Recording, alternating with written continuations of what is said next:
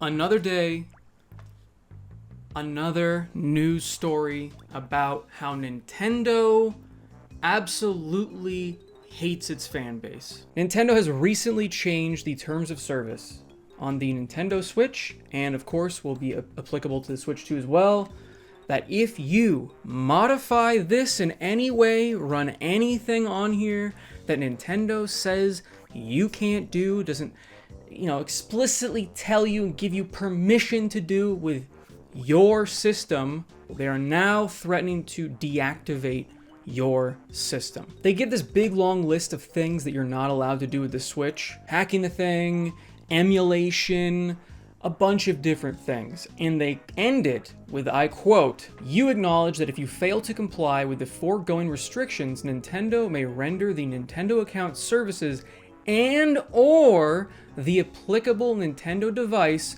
permanently unusable in whole or in part." I understand if you want to ban someone for doing tampering and cheating, whatever the hell, with their game on their system. You want to keep them off the servers, you want to punish them by taking away their Nintendo account, that's fine. They still have a Switch, they can still play video games, they haven't completely destroyed something you paid for and own. But when you start talking about deactivating consoles and bricking systems, that's where you've crossed the line. If they are allowed to do this, it essentially means you do not own your Switch. You are permitted to use your Switch as long as you follow Nintendo's rules.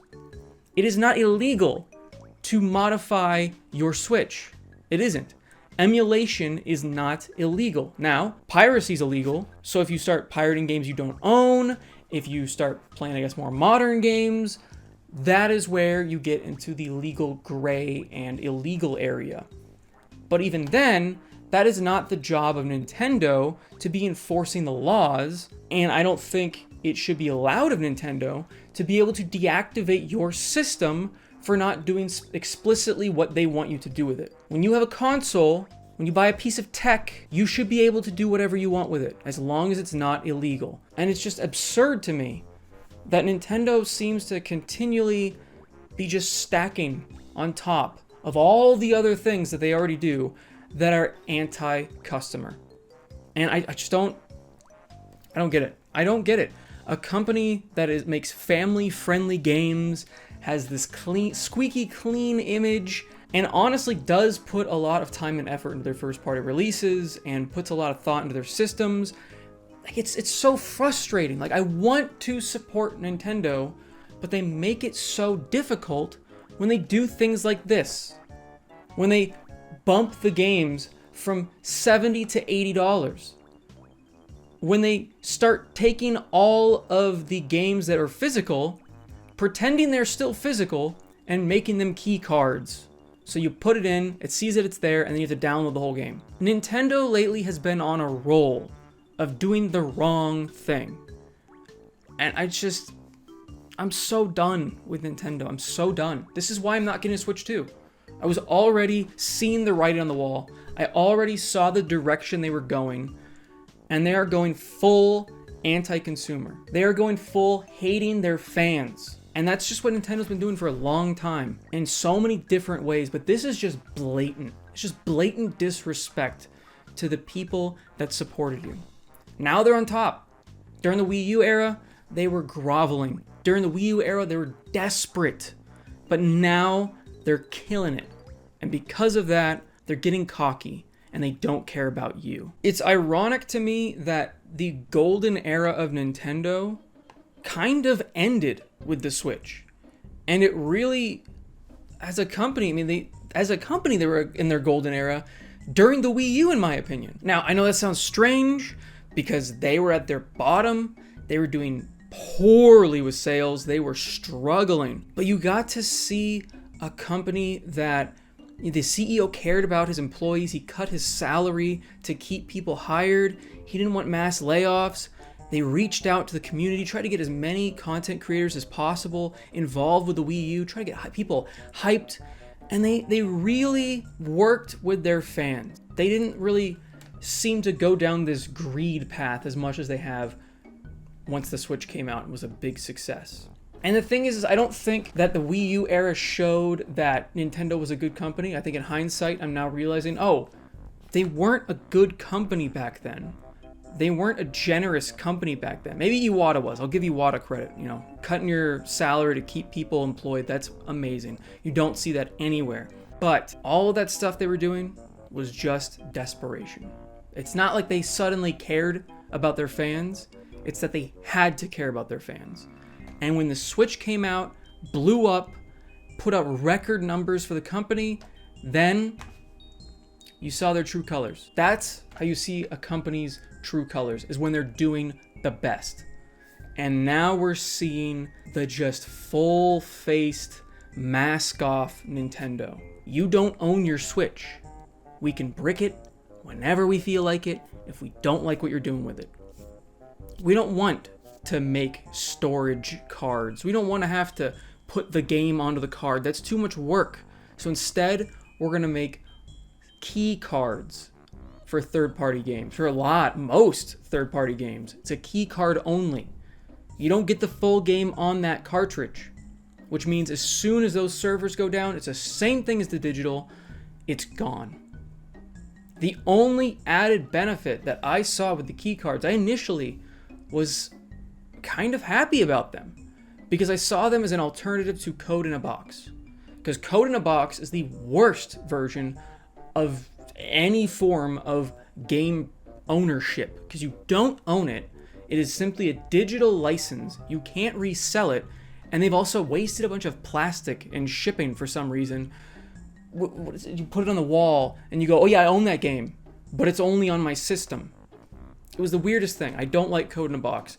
This seemed like a better version because now you at least can resell that key card and it gives digital games value after a purchase. But with how many third-party games I'm seeing use this invention by Nintendo, this new solution that Nintendo has come up with is in fact even worse.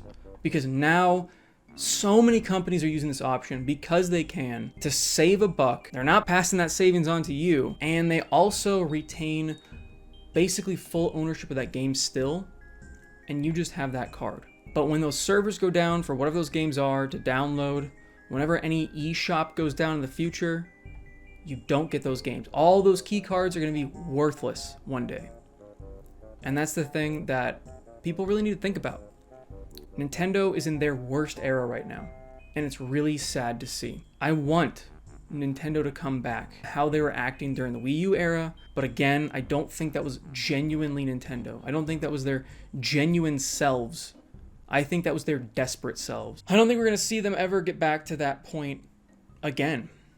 You know, I don't think we're going to see a generous Nintendo that is trying to please their fan base and customers. I think we're just going to see a Nintendo that is continuing to look for ways to bleed their customers, their new massive fan base, of as much money as possible. And I think the Switch 2 is going to be really the testing ground for how much Nintendo is going to start really looking like all the other AAA gaming companies out there. I don't know if we're going to see microtransaction level greed, but we have seen that Nintendo is willing to do that on their free games and their phone games. So because of that, I almost can see this being the generation where Nintendo decides, you know what?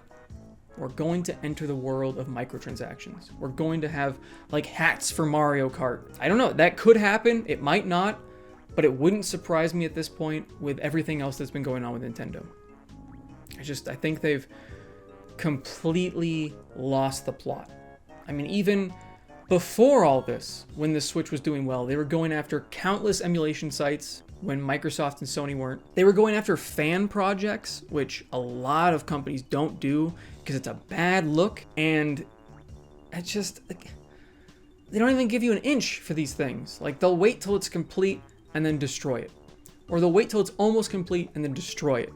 Instead of working with these fans and trying to help them create the thing for real, or encouraging the fans to make these type of games because it shows that their love and dedication to the company, and it's so short-sighted. And that's really the problem with Nintendo's. They're so so careful with their IP when they don't have to be. Even if there's a fan game out there of Zelda or Mario, it's not going to stop people from buying the real thing. Especially when it's like N64 stuff. Come on, guys. It's just so ridiculous. It's sad that a company that makes such great games and really has been at the forefront of innovation has sunk this low. And again, they haven't always been perfect, but we're at an all-time low here. Maybe I'm alone here in feeling like this, but as a fan of Nintendo, as a person that's bought countless games, owns a couple Switches, has a couple 3DS systems, has every single Nintendo console all the way back to the NES, I'm done. Let me know in the comments how you guys feel about Nintendo at this point. And it's just a mess. It's just a mess.